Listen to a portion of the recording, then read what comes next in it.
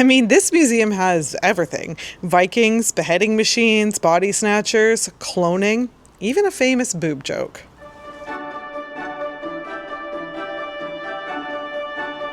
I'm Jessica, the Museum Guide, and today I'm at the National Museum of Scotland. This is the most visited attraction in the entire United Kingdom outside of London, and I'm delighted to show it to you today with a top 10 list of things that you can't miss when you come here. So whether you're planning a trip to Edinburgh or you're just joining me for a virtual tour from your sofa, welcome, and let's get started. Today, the museum holds a vast and eclectic collection, including archaeological finds, cultural objects from around the world, wonders of the natural world, including plants, minerals, and animals, a gallery of innovation, science and technology, fashion and design, art pieces, and of course, a lot of Scottish history. And that's what we're going to focus on today. If you're new to my channel, welcome. I'm delighted to have you here, and I hope that you choose to watch this video and many more. If you're a returning viewer, you might like to check out my Patreon channel. There, I post at least one extra video tour a month that's not available on YouTube, and I give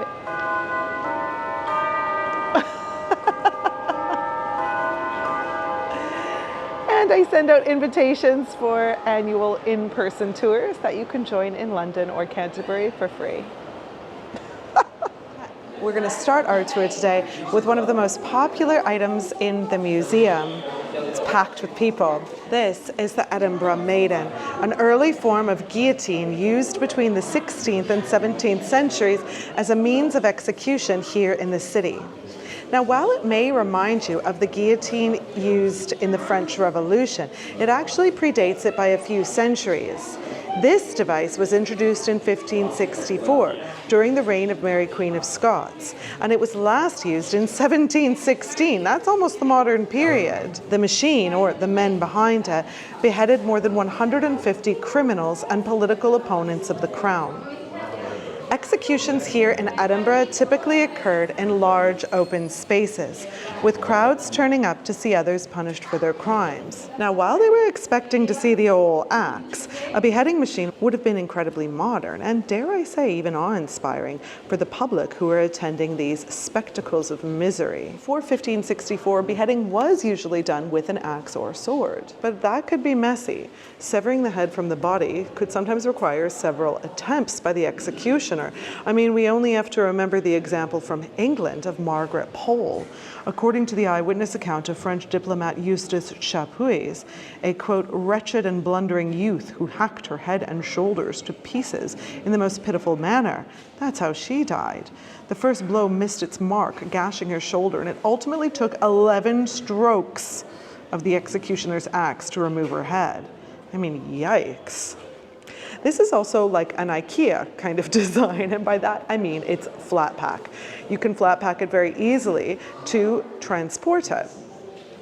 After use, the blade, block, rope, and bar can be removed from the Maiden, dismantled, and take it anywhere around the city. Very convenient. Executions took place all over Edinburgh. We know that they took place in Castle Hill, Grassmarket, and High Cross off of the High Street. That's just a few minutes on foot from where we're standing right now.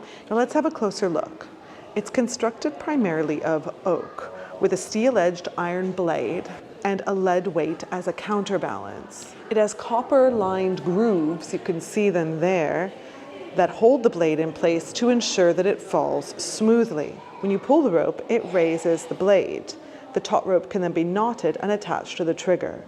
At the release of the trigger, the lead block makes the iron blade fall very quickly, which should take your head off smoothly, ideally, so you don't end up like Margaret Pole. In a strange twist of fate, the man believed to have brought this invention to Scotland was ultimately executed by it. James Douglas, 4th Earl of Morton, was executed by the Maiden on the 2nd of June, 1581. See, he had been regent of Scotland from 1572 to 1578, when James VI was still a minor. However, his downfall came in 1580. His political enemies successfully implicated him in the murder of Mary's second husband, Lord Darnley, 13 years after Darnley's death.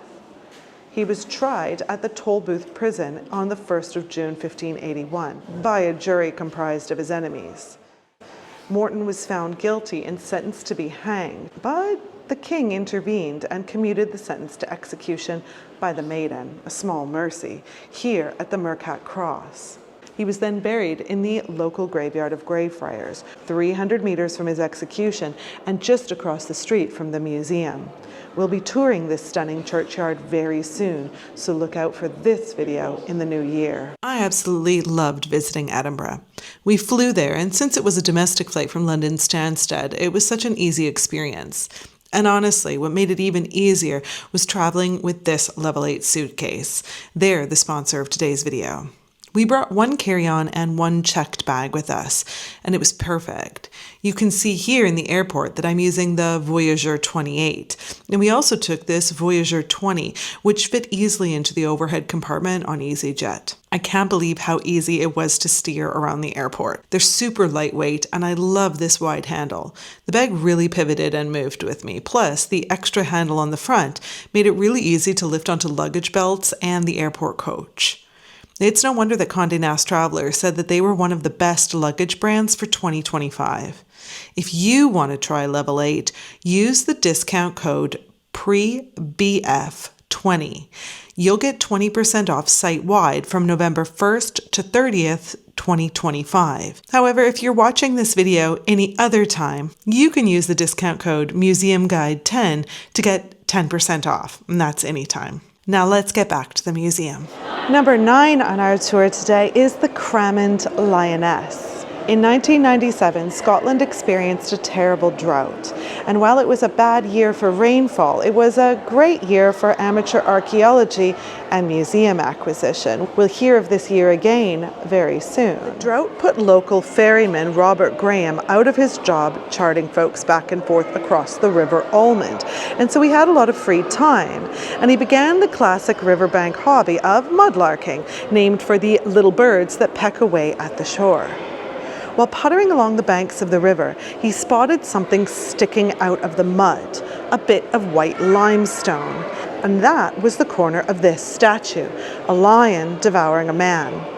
He excitedly called the museum, and they sent out their team of archaeologists who were delighted to confirm that this is indeed a Roman sculpture from the early part of the 1st century CE. Near where this discovery was made are the remains of an ancient Roman fort, today located adjacent to the Cramond Kirk and burial ground. This lion was actually one of the most important Roman finds in Scotland for decades. It could have been imported from Rome, or it might have even been carved in situ. It's made from a single block of stone, 1.5 meters long, half a meter wide, and half a meter high. That's about 5 feet by 2 feet by 2 feet. We can see that it is a giant lioness sinking her teeth into the skull of a bound male prisoner. Despite this grisly scene, this may have actually been the grave marker for a high-ranking official in the Roman army. Remember, Romans had a hard time advancing as far north as Scotland because they kept getting attacked by Picts and other indigenous people, and this led them to first build Hadrian's Wall and then the Antonine Wall. Now, Robert Graham was given a handsome finder's fee of £50,000, not to mention the invaluable feeling of helping to contribute to an amazing museum collection and the knowledge of his home country's ancient past. Now, number 8 on our tour today is the Natural World Gallery, but we're actually going to start with one object that's here in the Grand Gallery, just a few steps away. We can't overlook Moby. This is the skull of the 40-foot sperm whale that was found beached on the banks of the River Forth in 1997. Remember, we've already talked about the drought in 97. This was a tragic result of that drought. He was the first sperm whale to be stranded in the Forth in more than 200 years, and he made headlines all over the country and quickly earned the nickname Moby after Herman Melville's novel Moby Dick. This poor guy tried to survive after becoming stranded on the mud in the upstream shallows of the estuary. Rescuers, including BP tugs and the pleasure boat Maid of the Forth, tried very hard to push him back out to sea, but alas, he died. This story is really the opposite of Moby Dick, if you think about it, with the seafaring people trying to save the whale instead of bring him down, and sadly it wasn't successful. His entire skeleton was later donated to the museum, and now this skull, which weighs 1.5 tons, by the way, just the skull alone, is here as a somber yet fascinating reminder of his life, a life cut too short. But now that we've had a look at Moby, let's head into the Natural World Gallery proper, so we can have a look at some of the more than 50,000 mammals that are held here in the museum's collection. There's more than just mammals here, by the way, all kinds of stuff. The first thing we notice when we enter the gallery is one of the most thrilling exhibits. It's this Tyrannosaurus Rex skeleton. He's over 13 meters long and 6.5 meters tall. That's 39 feet by 19 feet for my American friends. But these aren't his real bones. This is a life-sized skeleton cast taken from a discovery in Montana in 1989. Did you know that the British Museum used to have its animal collections there as well? It's true. From the time that the museum opened in the 1750s until 1894, skeletons, taxidermy animals, etc. were in that museum. However, eventually it was just too much. The collection was getting too big, and so a purpose-built museum, that Natural History Museum, was built. But here in Edinburgh, the National Museum of Scotland still has its archaeological treasures alongside its animals and other objects from the natural world. So it feels like 2 or 3 or more museums in one. I mentioned it's not just mammals. This is a giant spider crab. I mean, just look at my hand in comparison. The biggest giant spider crab has a leg span of over 4 meters. And I like crabs. I have a tattoo of one, but this gives me the gibbers. It's too big. What's so nice about this gallery is that everything is out in the open air. So you can really get a sense of the scale, size, and presence of the animals that are here. Now, this collection's on 3 floors, so let's go upstairs. This giraffe here really reminds me of the giraffe in the Natural History Museum in London, and I'll just link my video to that museum above. You can see his purple tongue. There are also a lot of interactive displays for young and old alike. Some nice views here, but we're going to go even one higher.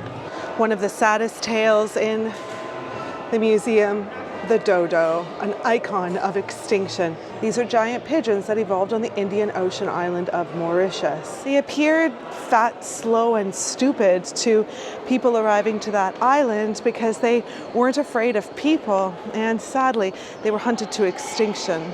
Our ancient pre-human ancestors. And here they have a wall in memoriam to different animals that have gone extinct. If you're interested in learning more about extinct animals, head over to my video about the 10 strangest museums in Paris and check out the Gallery of Extinction there. Now, of course, the animals that we've been looking at are from all over the world, but since we're here in Edinburgh, for the last animal we look at in this gallery, I want to focus on an animal native to Scotland, one that is under threat, the Scottish wildcat. Okay, but seriously, look at his face. I can't. Though they look a lot like domestic cats, they are a separate species. They can crossbreed though, and that is part of the problem. The biggest threat to the Scottish wildcat is breeding with feral cats, as well as habitat loss, hunting, and persecution. All of these things have led to its decline, and it is hanging by a claw from extinction. There are efforts to save this cat, one of the most endangered mammals on the planet. By the way, this cat is rarer than a tiger. The charity Saving Wildcats has been releasing them into the Cairngorms National Park to restore the population. I really hope they're successful, although I wouldn't be able to stop from giggling if I saw one in the wild. Just have a silly face. Now that we've had a look at a few items on our top 10 list, I want to tell you a little bit about the history of the museum. The Scottish National Museum got its beginnings all the way back in the Enlightenment period, when, in 1780, the Society of Antiquaries of Scotland was formed. Like the gentleman collectors I'm always banging on about in the British Museum, they collected objects from around the world, but also specifically of interest to Scottish history and culture. In 1851, their collection passed into public ownership, and it formed the basis of the National Museum of Antiquities of Scotland, which then merged with the Royal Scottish Museum in 1985. Then, finally, in 2006, the new National Museums of Scotland was founded, which subsumed the Royal Museum. But the building has its own story to tell. It began its life as the Industrial Museum of Scotland, which was founded in 1854. It was very much like the Victoria and Albert Museum in terms of espousing the Victorian, and especially Prince Albertian, ideas of museum education for all. It was renamed the Edinburgh Museum of Science and Art, and this building was designed in homage to the Great Exhibition's Crystal Palace by visionary engineer Captain Francis Fowke and local architect Robert Matheson. It opened here on Chambers Street in 1866. Just look at it back then, wow, and this was the floor of the Great Hall. In 2023, the museum attracted more than 2 million visits. This makes it the most visited tourist attraction in Scotland and the most visited museum in the UK outside London. Before we move back to our top 10 list, though, let's take a peek at the Millennium Clock. Do you remember the 90s? When we named everything after the Millennium and expected planes to drop out of the sky on New Year's Eve? Well, the dream of the 90s is alive in Edinburgh, here with the Millennium Clock Tower, named in 1999, of course. It's over 10 meters high. I happened to catch it ringing, and it's supposed to remind us of a medieval cathedral with a crypt, a nave, a belfry, and a spire, each with its own detailed story taking place. You can see the crowds gathering to watch it all take place. The Natural World Gallery includes humongous objects, but number 7 on our list is very small, but it is one of the museum's most precious holdings.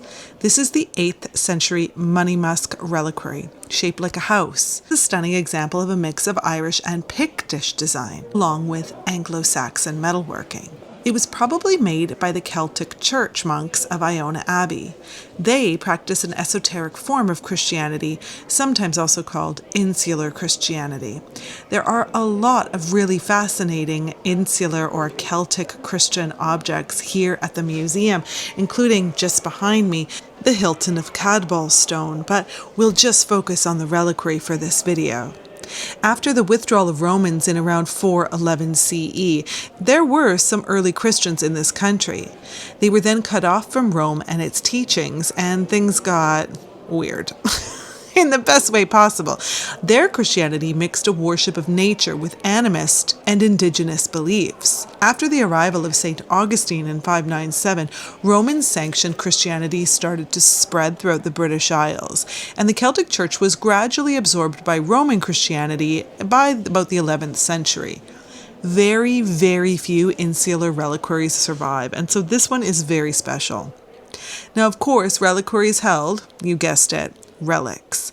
Relics are physical objects or pieces of human remains associated with saints. Reliquaries often hold little objects such as bones, stones, hair, teeth, pieces of cloth or vestments, even bits of dirt that we'll see later on. And there's even one at the British Museum that claims to hold some of the Virgin Mary's breast milk. This box, however, might have actually been a chrismatory. That means it would have contained other holy substances such as oil for anointing. But this reliquary came to the museum empty, and there are no surviving records of its original contents. It's very lovely and small, which would allow the owner to transport it with ease and use it as a portable altar for worship while traveling. It's so beautiful. Let's look at it in further detail. It's just a few inches by a few inches. It's wooden but carved with silver and copper alloy. The silver plates here on the front and the lid of the casket are decorated with beasts leaping and twisting and biting at their tails on a spotted field. Just look. Wow, this stippling and these punch marks are characteristic of the Hiberno-Saxon Irish style. We can see the same kind of designs that are found in the Lindisfarne Gospels from 715, and the reliquary here is dated from around 750. In the past, some have suggested that the Monymusk reliquary could be the Breathtaking of St. Columba. That is, the quote, embossed peaked thing mentioned in ancient charters associated with Arbroath Abbey, where St. Columba, an Irish abbot who spread Celtic Christianity in Scotland in the 6th century, lived. However, today's scholars don't believe that this is the case, but they do agree that it was probably made at Iona, another important abbey founded by Columba, so who really knows? All I know is that it is breathtaking. Maybe small, but it is mighty. Now, number 6 on our list, we're in the gallery entitled Kingdom of the Scots, and we're looking at objects connected to Mary, Queen of Scots. One of the most fascinating characters in Scottish history and British history in general has to be Mary Stuart, aka Mary, Queen of Scots. And there are a lot of objects here in the museum that illuminate her life and her death. Mary was the daughter of James V of Scotland and Mary of Guise. She was the only surviving legitimate child of the king, who died just 6 days after her birth in September 1542. As the heir to the throne, she inherited the crown while still an infant, and regents governed in her name until she was old enough to rule. She wasn't actually here in Scotland, though. Mary was brought up in the French court with the royal children of Henry II of France and Catherine de' Medici, Elizabeth and Claude de Valois, as well as the heir of the French crown, the Dauphin, Francis of Valois. They were later married in 1558, when she was just 16 and he 14, which must have been really weird due to the Westermarck effect. The following year, Francis ascended the throne of France after the accidental death of his father, making Mary the Queen Consort of France and making him King Consort of Scotland. However, this story would not play out. Young Francis died of an ear infection just 1 year later. An ear infection, wow.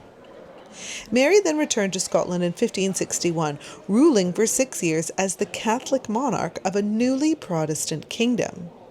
Her marriage to her half-cousin Lord Darnley in 1565 ended in murder, his. In February 1567, Darnley's residence was destroyed by an explosion, and his body was discovered nearby. It was generally believed that James Hepburn, 4th Earl of Bothwell, organized the attack. However, a few months later he was acquitted and immediately married Mary. By the way, here's a study of Bothwell's mummified head, which was uncovered in the mid-19th century. This is a painting of Lord Darnley's memorial, commissioned by his very angry parents and kind of propaganda against Mary. We can see the young prince, who will later be James VI, praying, as well as his parents, in front of his tomb, which shows scenes of his murder. Darnley's parents were not alone in their ire. An uprising against Mary and Bothwell ensued, and Mary was imprisoned in Loch Leven Castle. A few months later, she was forced to abdicate in favor of her 1-year-old son, James VI, and, by the way, they never saw each other again. She soon fled to England to seek the protection of her cousin Elizabeth I. Eventually, though, as childless Elizabeth's immediate heir, Mary became the focus for a Roman Catholic rebellion, and she was a real threat to the future of a Protestant England, implicated in more than one plots to kill the Queen. Mary was eventually executed at Fotheringay Castle, and for more on that story, you can watch my video about Every Tudor in the National Portrait Gallery. Her tale is in part 2. Now, this is a plaster cast of the tomb effigy that is in Westminster Abbey. And it's cast from the original by Cornelius Cure. The cast was made between 1606 and 1612. See, that's when James VI erected a magnificent marble tomb for his mother in the south aisle of the Lady Chapel of Westminster Abbey. She'd previously been in Peterborough Cathedral. We can see here her fine laced ruff, her close-fitting hair, and a long mantle fastened by a brooch. A crowned Scottish lion stands at her feet, so we remember her regal legacy. Now let's move on to some of her spectacular jewels. Mary loved jewelry, inheriting a lot from her mother, but also bringing many pieces back from her time in France. As you can see here, she had rings, pendants, bracelets, belts, crucifixes, rosaries, and more, all made from gold and richly decorated with jewels and enamel.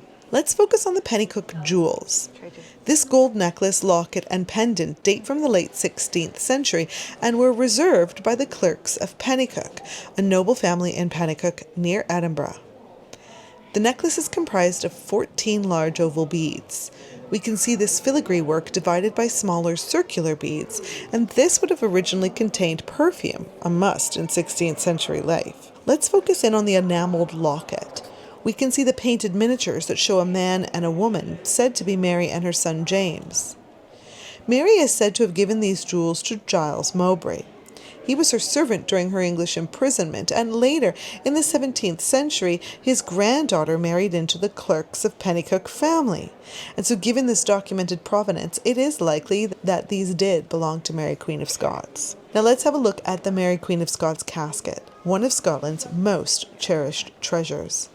It was made in France, and had it stayed there, it would have likely been lost.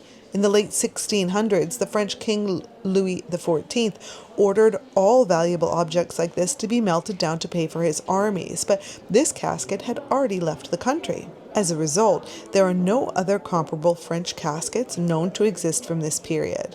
It was likely made in Paris between 1490 and 1510, and this is a rare example of early Renaissance French silver. Mary could have used this to store devotional objects, correspondence, jewelry, or other things that were important to her. Now apparently, this did hold the casket letters, which were used to implicate Mary and Lord Bothwell in the murder of her husband, Lord Darnley. Okay, I have to tell you a secret. This one's actually a replica. The real one is in a traveling display, but by the time you get here to the museum, hopefully the real one will be back. Now this is another gallery that you simply can't miss. Really, you can't miss it when you're walking through the museum, but it's amazing to check out. Innovation, technology, engineering, and of course, a lot about the history of flight. You can see down below some models of hot air balloons, a number of planes that tell the story of British aviation history. The Beagle Oster Terrier by Oster Aircraft in Leicester in 1946. The Tiger Moth by de Havilland Aircraft in Hatfield in 1940, and the Slingsby Gull Glider by Slingsby Sailplanes in Yorkshire in 1938. But it's here that I want to tell you about the Hawk Glider by pioneer aviator Percy Pilcher. Percy Pilcher's Hawk Glider was recently restored by the museum. It's Britain's oldest surviving aircraft, and the museum is proud to honor the Scottish-based pioneer who built it. Pilcher and his sister Ella built 4 different gliders and also designed a powered aircraft. Now, it was unlikely that the powered aircraft had sufficient power to fly. Now, he was supposed to go up in his powered triplane that day, but it had mechanical problems. In spite of the poor weather conditions, he chose to go up in the Hawk. I guess he had his heart set on flying that day. The tail of this aircraft here broke off, and he crashed to the ground with his creation. As you can see, the Hawk survives to this day, but Percy didn't survive. He died of his injuries 2 days later. He was just 32 years old, but his contributions to aviation history are remembered here at the museum. Now, this is the display that I've been most excited about seeing, the Arthur's Seat coffins. These are 17 mysterious miniature coffins discovered on Arthur's Seat. That's this famous volcanic hill that rises up behind Edinburgh's Old Town, and these were discovered in 1836. These tiny coffins hold wooden figurines that are expertly carved from wood, wearing custom-made clothing. They're only 95 millimeters in length. That's about 3 3/4 inches. They were discovered in a cave in June 1836 by a group of boys out rabbiting, and the coffins were concealed behind some pieces of slate. They were arranged in 3 tiers, 2 tiers of 8 and 1 coffin on the top. The newspapers of the day had a field day with the story. They claimed that the coffins were linked to witchcraft and Satanism, and they likened them to kind of voodoo dolls. More measured news reports claimed that they were part of an ancient Anglo-Saxon custom, burying friends in effigy after a loved one had died. Over time, the coffins passed into a series of private hands, and today 8 of them survive. And they're some of the most visited and investigated objects in the museum, though they are kind of in this strange hidden hallway. I had to ask for help finding them. You might too. Countless theories abound. One theory is that the coffins were seafaring charms. We can see some other seafaring charms here in the same display cabinet, and the significance of Scottish charms is detailed here. One theory about these coffins that I've always heard is that they are linked to the notorious serial killers Burke and Hare, the notorious body snatchers, and that the coffins were designed to represent Burke and Hare's 17 victims. I'm working on a video about Burke and Hare while I'm here in Edinburgh, so that will be posted sometime in 2026. But 12 of Burke and Hare's victims were women, and these figures here are all men. And while the Burke and Hare connection is tempting, and the museum even talks about it here in their curation, it just doesn't hold up to scrutiny. We also can't overlook the fact that all of the figures' eyes are open. That makes it unlikely that they were originally designed to be corpses at all, and it rules out a lot of other theories as well. Now, they're all from the same set. They have flat feet and swinging arms, and so some people have suggested that maybe they were toy soldiers. The fabric of their clothes dates from the early 1830s, so they were relatively new when they were discovered in 1836. They hadn't been buried for very long. The most recent theory comes from Scottish-American writer Jeff Nisbet. He suggests that the figurines might be linked to the Radical War of 1820, and the dates definitely line up. Maybe they were some mementos created for the children of soldiers? We may never know. There is a delightfully creepy postscript, though.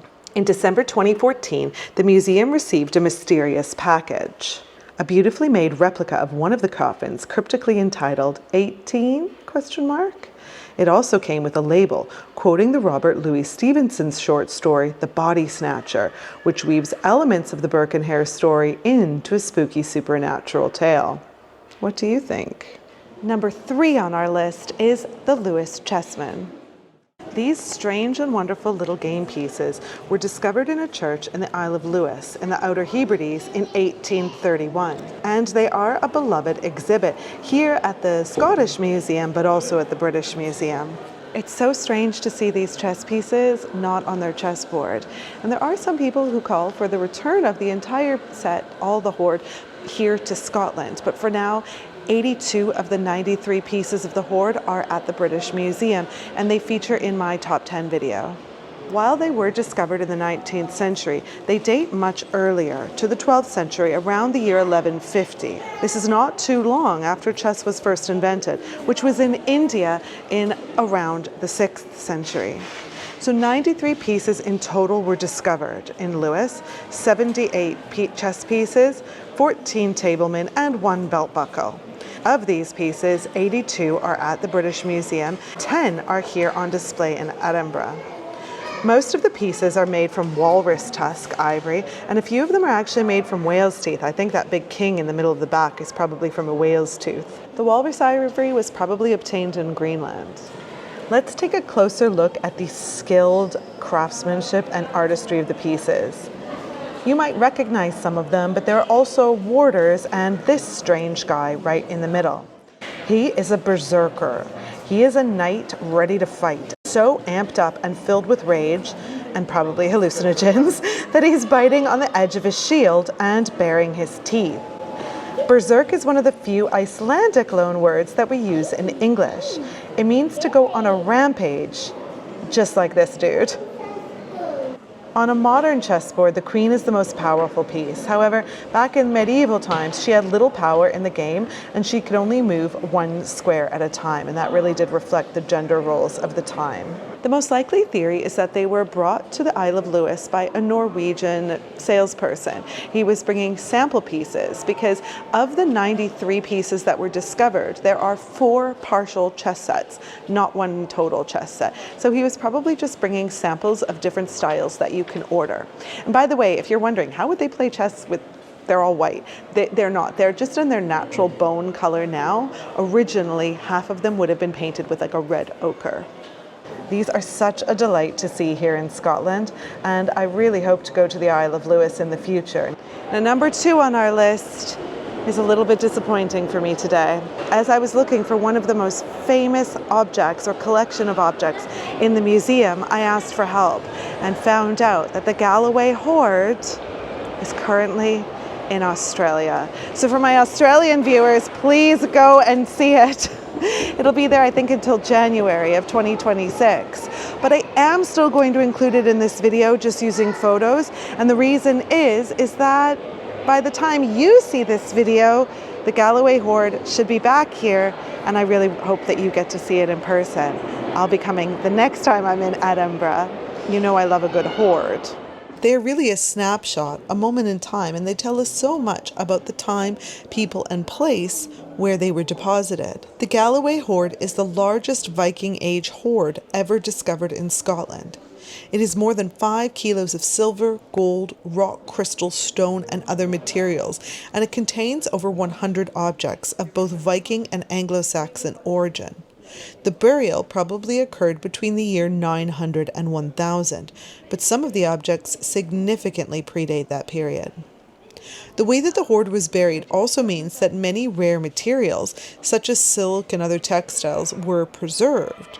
Now, these are usually eaten by acids in the soil, so this is exciting. These highly unusual objects help us to understand the Viking Age in a more complex and nuanced way, and help us understand Scotland's place in that world. Now, we tend to think of the 9th and 10th century Scandinavians as the blanket term Vikings. But historically, the term Viking would have only referred to people who partook in journeys far from home. In Old British and Irish sources, they were just called Norse or Dane people. Viking is a profession more than an ethnic group. But back to the Galloway Hoard.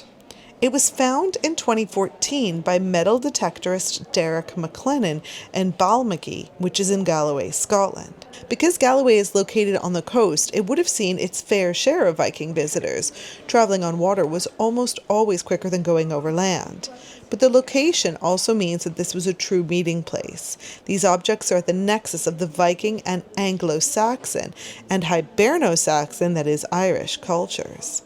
We can see that the hoard includes armbands, a Christian cross, brooches, ingots, glass beads, a gold-encased touchstone, and dirt balls that contain flecks of gold and bone. And many of these were housed in a silver vessel, much like the Sutton Hoo hoard, which I will detail at length in an upcoming video. The items originated across a wide geographic area, including England, Ireland, and Scandinavia, as well as the Byzantine Empire and as far away as Iran. Now let's look at this cross. It was found tucked in amongst these bars and silver arm rings. The markings on the arm rings immediately jump out as Viking Age objects. The bars are bits of hack silver, items that have been chopped up for weight. Full objects like this are rare, and that's one of the reasons the cross is so spectacular. The chain is wrapped around the cross. I mean, we can really imagine someone just taking it off and setting it down. The chains of fine silver wire wound around cattle gut, really unique for the time period. And the iconography here shows us a human with a halo, a winged lion, an eagle, and an ox. And these are the symbols of the 4 evangelists, Luke, Matthew, Mark, and John. And the empty bit in the middle may have had a setting to represent Christ.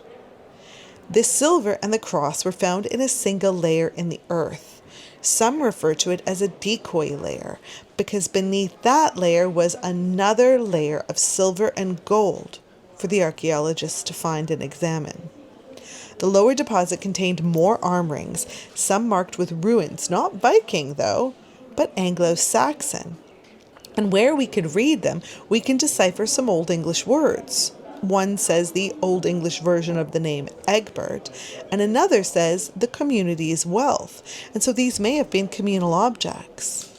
Next to that was this stack of elaborate arm rings. These are in their full form, ready to wear, unlike the others which are flattened, and these are much more detailed. Tucked inside this stack were these 3 gold objects, a gold ingot, a finger ring, and this remarkable bird pane. Next to the arm rings was a lidded vessel, covered in wool and linen. The fabrics had mineralized onto the surface, and also caused the copper within the silver to oxidize, resulting in this green layer. Once that was carefully removed, we can see this delightful guy. Now, the vessel itself was originally thought to be Carolingian, that is, belonging to the dynasty of Charlemagne over in France, but recent tests show that it is Iranian in origin, likely from the Sasanian Empire. Wow. Now, worried about disturbing the contents, which included fragile textiles, the archaeologists first x-rayed the pot. They could see 2 wrapped packages, which they painstakingly opened in laboratory conditions. Inside one of the packages, there were 7 brooches and 2 multi-hinged straps. You can see the animal motifs throughout. Just look at these snakes and these animals. This is called the Truiddle style, which takes its name from a hoard found in that town in Cornwall in the 18th century. The Truiddle style is characterized by silver and yellow inlay, all decorated with zoomorphic plant and geometric designs, all intricately carved onto small panels. Now look at these 2 quatrefoil brooches in particular. These are completely unique to the Galloway hoard. They have 4 sides representing the cross, and they also have these hilarious little faces representing the senses. These brooches represent sight and sound. Just look how the eyes are emphasized here on this one. And on this one, the ears are exaggerating. Their ears are ringing because blast horns are being blown. I love early medieval illustrations. These are all silver inlaid with gold, by the way. That's incredibly expensive. Now here is a more common material, glass. These glass beads, some of which are very heavily worn, are really colorful and almost whimsical. They must have had sentimental value to the people. Maybe they belong to those whose names are inscribed on the arm rings, because otherwise they don't really belong with such expensive objects. They could have been heirlooms passed down for many generations and deriving their meaning from nostalgia, not from sheer value. In the next package, we can see the most jaw-dropping parts of the hoard. Let's start here with this pendant, which is meant to be looped onto a silk cord with these 3 animal heads, each decorated with the fine filigree that the Anglo-Saxons are known for. However, the stone in this pendant is not an expensive one. It's a common stone called schist. However, it may have had a functional purpose and been used as a touchstone for analyzing the quality of gold. Archaeologists have identified the presence of gold streaks on the surface of this stone, so it may have been a way for skilled craftsmen to test gold. Based on the shape, this might have originally been a reliquary. But after all of that, I have saved the best for almost last, the rock crystal jar.